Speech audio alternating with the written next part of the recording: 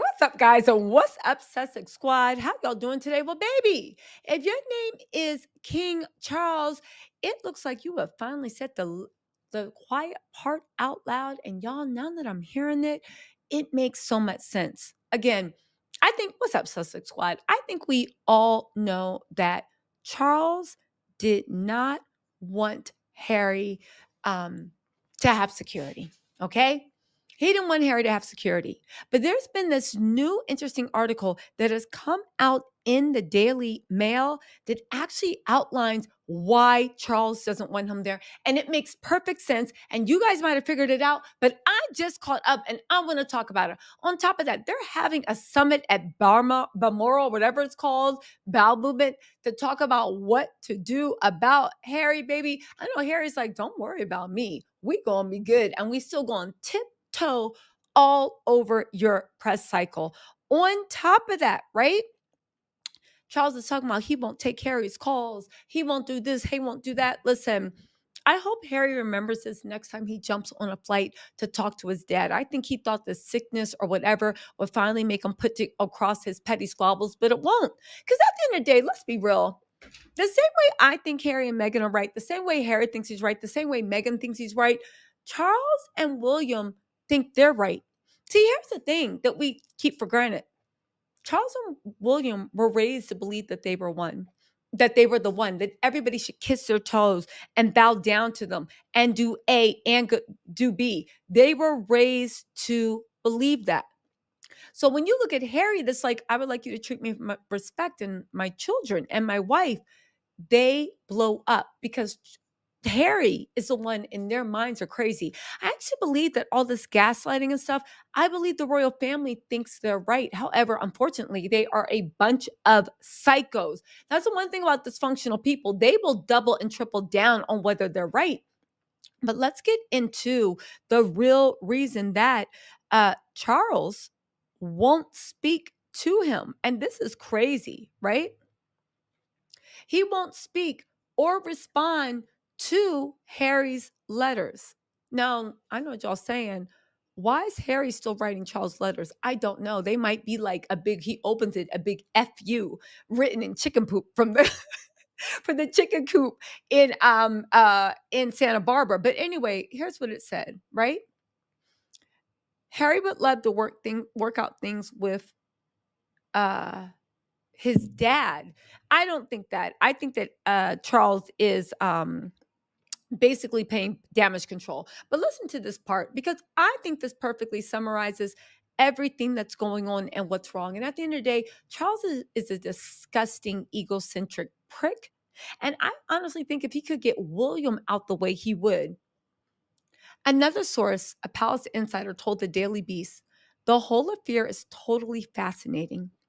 I think Harry needs to ask himself why Charles hasn't overruled Ravak. That's the Ravik. That's the security place that said that you are not allowed in the UK with security, armed security guards, and you don't get any special stuff, even though their death alert is super high, right?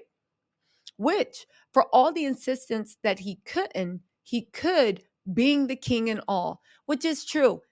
Charles is king. He could 100% preserve Harry's security, but more than that, and let's be real, Charles's people are the reason they overruled Ravak and came in there and said, "Oh, we don't want them to have anything." It's because the last thing the palace wants is for Harry and Meghan turning up unannounced on a regular basis or setting up a rival royal court in the UK. As things stand now, they have to give 28 days notice when they are coming and essentially need to pre-agree with the cops where they are going to be or might be at all times.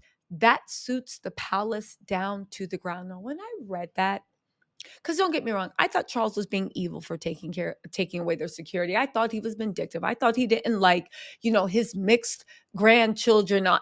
And I still believe that. But this is such an interesting thing. And it's funny how the Daily Beast had it.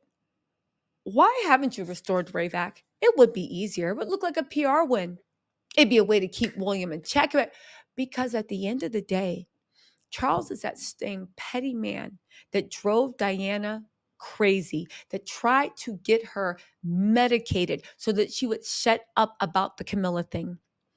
This is the same man that when he divorced Diana, and Diana still was like super, super popular, he then berated and demanded her title be taken away so that she would no longer be Princess of Wales. People still called her Princess Di. He got an attitude about that. At the end of the day, Charles and the Queen, even when Diana passed away, wouldn't give her an actual what is it, a state or a royal burial until the whole country was like, you guys are disgusting. How could you do this? The Queen was in on it too.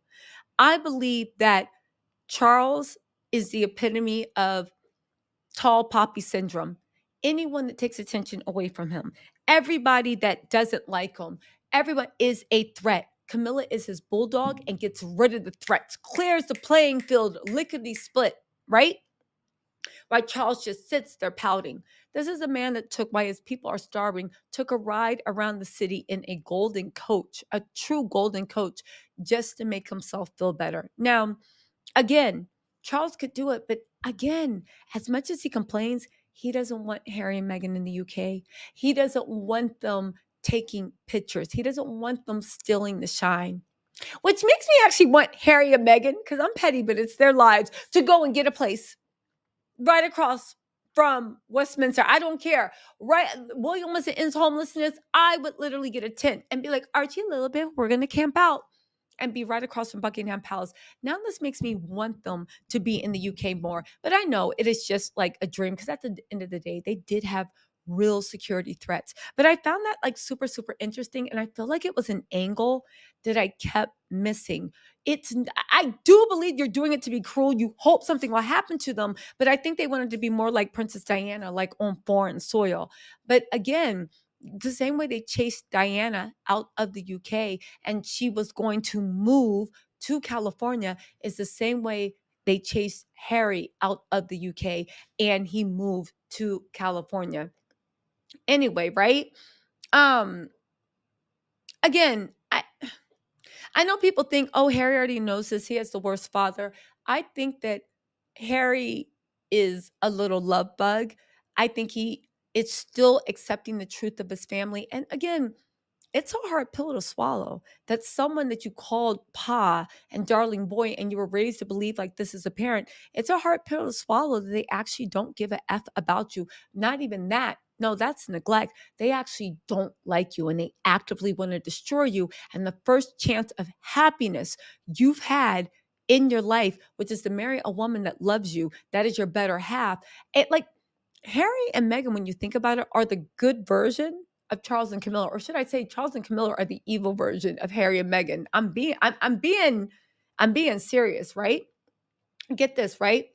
Charles is also accusing Harry of blackmail, saying Harry has lost his security case in court and is trying to emotionally blackmail route to get what he wants instead, cynically using the threat of Archie and Lilibet never meeting their grandfather again as a tactic to coerce the king into overruling Ravak. First of all, this is all propaganda. He doesn't even see William and Kate's kids, and he lives down the street from them.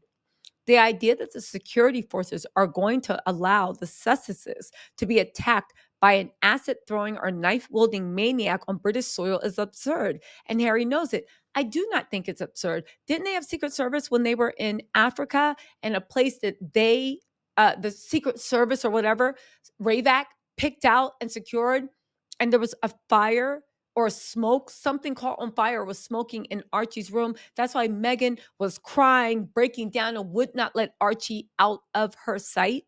What are you talking about? And here's the funny thing. If an attack happens, if acid happens, if anything, what are they going to say? Oops, sorry. No, I wouldn't even take that chance. Using it as leverage as a reason to withhold his kids from their grandfather is beyond contempt. Charles is being treated for very serious cancer. What's taking him so long? Have you not heard your calling?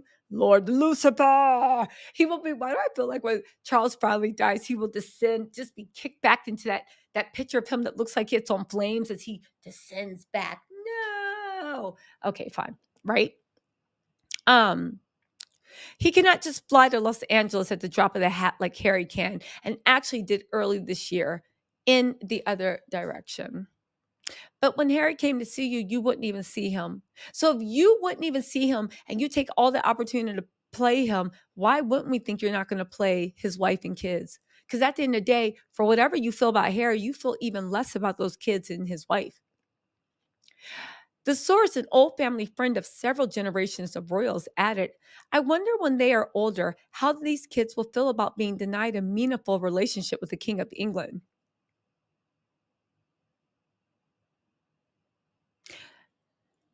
I mean, how do you feel about the King of England? I would assume two American kids will say, I don't give a F. And also, let's not act like, and pains me to say, let's not act like if Meghan doesn't go out of the way to protect those kids, they will harass Archie and Lilibeth till the day they die because they need for Meghan to fail. They need for Harry to fail. And if they don't fail, they need for Archie and Lilibeth to be the bad seeds. They need some type of proof that their institution is right and everybody else is wrong. Um, to deprive them of that experience with all its importance and heritage seems very misguided. Of course, he wants to see them, but if you force Charles to choose between his duty to the crown and his personal feelings, he will choose the crown every time, just as his mother did. How can you say that when Camilla is sitting next to him? Every crisis the crown has had has stemmed from Charles. He chose his heart and his feelings over the crown time and time again, but it was for the person he actually loved and cared about. Camilla. Harry doesn't rank.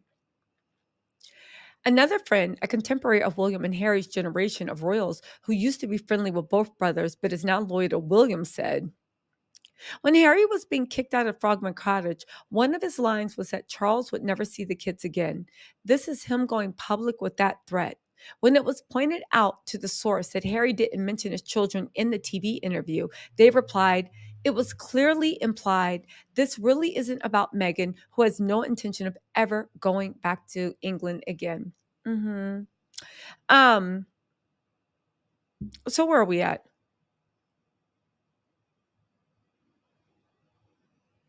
However, the source close to Harry said Harry inherited the security risk at birth. For life, he remained sixth in line to the throne, served 2 hours of combat duty in Afghanistan, and in recent years, listen, I don't even need to read that. Listen, at the end of the day, they treat Harry horribly. It's a tough thing, but my advice to Harry and Meghan, I think they're already doing it. Toughen up, tighten up. You need to be as strong as possible because this war they're waging on you, when they lose this round, they will continue it on your children. You know, the only good thing is William's such an idiot. He's probably going to ruin the crown in like 5 to 7 business days. Anyway, Sussex Squad, let me know what you think in the comments. I will talk to y'all later. Bye.